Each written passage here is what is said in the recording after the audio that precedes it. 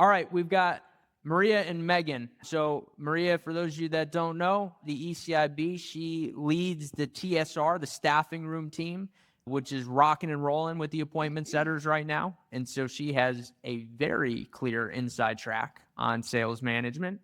And then Megan, she's the coach for the intake room, and she's crushing it, helping all the appointment setters. So you've also got a very clear track on the effectiveness of sales management. So because you two both see dozens of appointment setters every single week, what do you feel is the one thing that separates winning firms from firms that seem to struggle when it comes to an appointment setting perspective? The winning firms are clearly in communication with somebody other than us.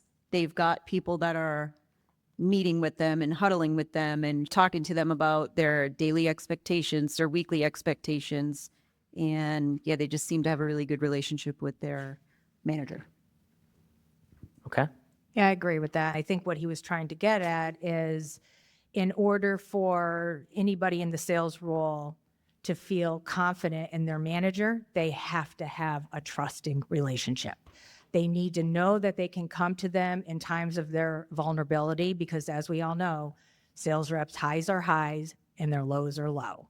So they need a very open dialogue and trusting relationship where they can be vulnerable and know that they will be heard and know that they have a voice, but also know that it's safe to be able to do that. So I think that's very important in the communication part of this process. And one thing I notice with the staffing room and different firms, especially when you're dealing with remote employees, right?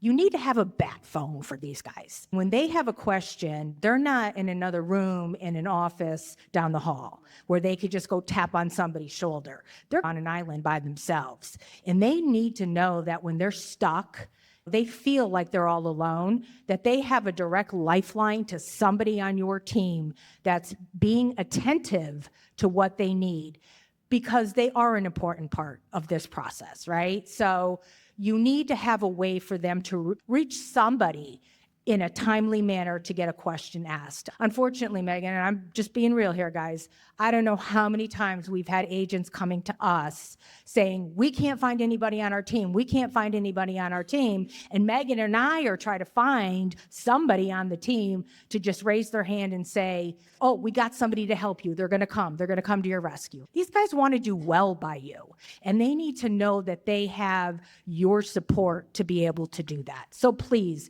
implement a Teams or a Slack or something. Give them a way to be able to be in touch with you. Very important.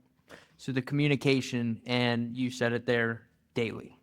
Daily, right? It's just going to help the agent, which is going to help your business, right? Because if they don't know what's expected and maybe they fell off the day before, but they've got an opportunity to catch back up today. Now you have that little contest, right? And whatever you want to do for contests, we used to do whatever, a half day off before a holiday on the Friday, right? As a team. So you mentioned nuances from going from appointment setting to closing the deal, but appointment setting's got its own nuances too. Absolutely. Those guys need the support. They need the sales manager also, because they have to ask some weird, uncomfortable questions. And people usually aren't calling law firms because things are fine and dandy, right? They're calling law firms because something bad is going on. And so they have to have some uncomfortable conversations, and things can get weird there too. So they need that management and coach and daily check-in. And that's a very important distinction. I don't know if anybody's ever heard my interviews with when I'm recruiting for the staffing room. Those of you who use TSR probably heard them. But one thing I think everybody in this room has to understand is the sale starts the second that agent picks up the phone and says, hello, thank you for calling XYZ law firm. Who do I have the pleasure of speaking with? Everybody puts weight on the close, but the sale starts right there, right? When I'm interviewing these people, I am telling them how important their position is, because they are the first impression the people, potential clients within your community are receiving of your law firm. right? So if they feel not heard, not important, not on an island by themselves, how do you think they're showing up answering the phone? I'm not justifying their behavior, but you need to understand is that sales starts from the second they pick up that phone. And it's so important to make them a part of your team because I'm selling that to them and they're eager to be a part of your team. So please take them under your wing. Give them the respect, the training, the support they need to be a great team player because they really want to do this for you. Trust me. I think that's really good feedback. And I'm curious, besides communication, are there any big functions that sales managers play on a daily basis for the appointment setters beside communication? It's training and allowing for different training paths and putting them on a course to get them what they need to do their role appropriately. A couple of things I have found is, I'll give a key point, right? Setting expectations and knowing your numbers and knowing what your goals are and what you should be striving towards. I'm just this past week, we were on TIR hybrid call. And we just came to the end of July. We're in the beginning of August, right? So I said to everybody on the call, I said, so tell me, finished a month, what was everybody's set and show rate? Crickets. Crickets. Yep. How do they know where they're going if they don't even know where they are or what the goals are for them? We need very clear, concise goals for these people, right? Yes, we can bonus them along the way and everything else, but setting the expectations, letting them know what you expect from them, letting them know what their goals are, meeting with them, telling them what their set rate is, telling them what their show rate is, giving them ways to improve. When they show up on TIR training, allowing them that hour to be able to plug in and focus and not have to be pulled off the phones or subbing people in 1 week or another week, whatever. Let them be present and let them be able to learn. That's another problem we see all the time, right? Like we're trying to call on somebody and they're like, oh, gotta go get a call. And I get it. Firms are busy, intake is part of their job. Let's carve out some time for these people to have a place to be able to share what's working and not working for them. I'm going to add on that. That starts with a belief. Correct. That starts with a belief that hour is important. Correct. And that starts with a sales manager. Because if the sales manager sees, this is the truth, the sales manager sees answering that phone as more important than getting trained, guess what that agent's going to do? They're going to answer the phone. If a sales manager fully believes in training, and believes that hour is an important hour and a dedicated hour to make sure they're continuing to grow in their craft so that way they can continue to perform for your firm, guess what that appointment setter is going to do? They're going to be on that call for an hour, and they're going to make sure they show up and they participate. Yeah, and the ones that participate, they come up with great ideas too. It really is like a little mini mastermind, which can be a lot of fun. It really is. But we can't get them to do their daily done sheet. So if you've got an appointment setter, a salesperson, the manager should be looking at their daily done sheet. It helps them stay accountable, but then they know that the manager is looking and the manager will write back with something encouraging. And yeah, I never wanted to fill out my daily done sheet with bad numbers, right? Sometimes it happens, but that also supports Justin's point, which is, but if it is a bad day, you got to know that you can fill out the report and it's going to be fine. We're going to work through why, not just you did bad, figure it out. It's figuring out why. Okay, what was wrong? Not an appointment setter should, obviously it's human nature. No one wants to fail. No one wants to look bad. But they should never be in a position, your salesperson or your appointment setter, they should never be in a position where they feel like they can't report the numbers or tell you the truth because they think they're going to be put down in some way. That's not going to go over very well. So what's one big myth that law firm owners believe about appointment setters that might be costing them? Well, I don't know if it's believe or they don't believe. Again, just what I said, that the sale starts from the second they answer the phone. So it's very important to recognize that the sale just doesn't start when they meet at the consultation. It starts from answering the phone. And another very important distinction, and I don't know how much time we still have left here to be able to unpack some of this stuff, though. You're good. Is I want to touch back into the training part of it. Once we put somebody through the 96-hour test, right, we keep them very focused on what they need to do over them 4 days and carve lots of time for them to be able to really give them the time to learn the script, right? It's probably almost redundant. It's probably borderline boring. They're very overwhelmed when they start. But by the end of it, we watch like the metamorphosis happen, right? It's almost when we pass them off to our firms or where you're putting them into their role, one key part that I notice is missing is I know that there's a lot of internal systems that they're going to need to learn to do their job. Lots of moving parts and whatever software and stuff you use. But one thing is, and I tell them when they finish the 96-hour and they graduate, I'm like, okay, you were able to successfully deliver the script. Now you need to keep mastering it. And in order to master it, they need to be allowed to develop it repetitively. What does that mean? Teach them what they need to learn enough to basically enter a consult. I don't care if it's a Google sheet of an unconverted lead list. Get them back on that script as soon as possible. There are so many firms just of lately that we had new agents coming out of the 96 cold. They put them on the unconverted lead script, and all of a sudden, they're setting appointments like crazy. Yeah. There is gold in these scripts. And the agents are excited, right? They're like, woohoo, I'm getting some wins, they're getting right? wins. They're getting quick wins, right? So here they just went through their 96. They're all ready to go. Yes, they need to learn some of the admin type stuff and how to enter a consult or how can they find the unconverted leads, maybe some note history to be able to make a successful call. But don't get so bogged down in that. Give them the script. Let them go get themselves in trouble because then they will get these wins and they come back excited to report that on TIR to us. I did this and I did that. And in the meantime, you guys thought these were cold lists. They're setting appointments like crazy. But you know what they don't do a lot of is they don't say, hey, Megan, I tried this and it backfired. And I think it's because it's such a large audience of people they don't necessarily know.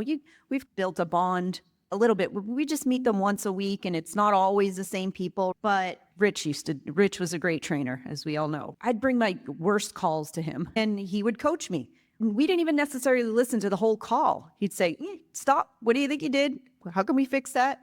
Go fix it. But a lot of them don't want to do that in a group setting. Yeah. So having that manager, that person they can go to is just key. And it's also encouraging them that in the group setting, this happens in all different facets, sales manager, us, everything, that it's okay to share.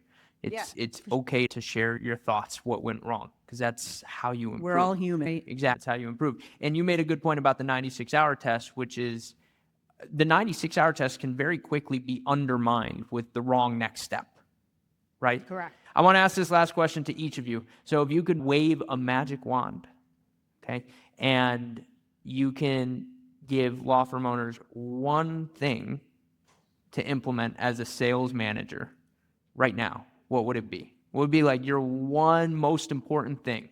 And if they took nothing else, they can take this. I can't say two. Go for it. I think just build a relationship with your teammate, right? They really are a very important part of your team. If they don't make it past that step, you don't have the opportunity to even serve that person calling in, right? So try to build a relationship. Find out, are they married? Do they have kids? What drives them?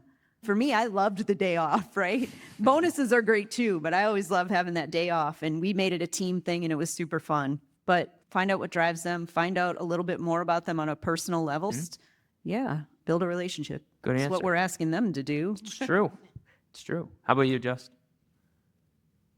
I'm going to second Megan on that. It's build a bond. A bond breeds trust, and trust breeds honesty, and honesty is how you're really going to get better at this, because you got to celebrate your wins, and you also got to be able to have someone help you pick up when you fall. You still got to pick yourself back up, but at least knowing that there's someone else you can relate to, but also you trust their advice is just as important.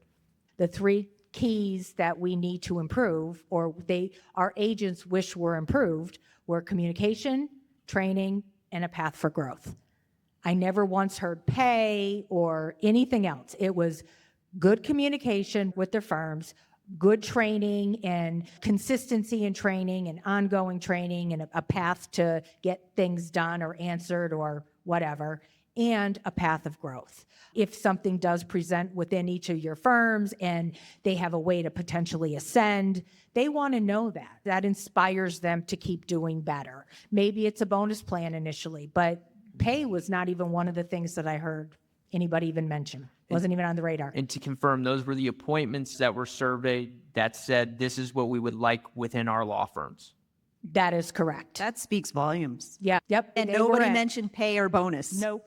Say Nope. those three again, just so everyone could jot them down again. if they don't want. Communication, training, path of growth. And that's probably more expectations and what could be potential for them if they could ascend to another level. Now, sometimes that would be the case, sometimes it wouldn't, depending on the positions available within your firms, but they need to have something to aspire to. Guys, spending all these hours a day answering phone calls and being repetitively delivering a script, it's tough. It's tough.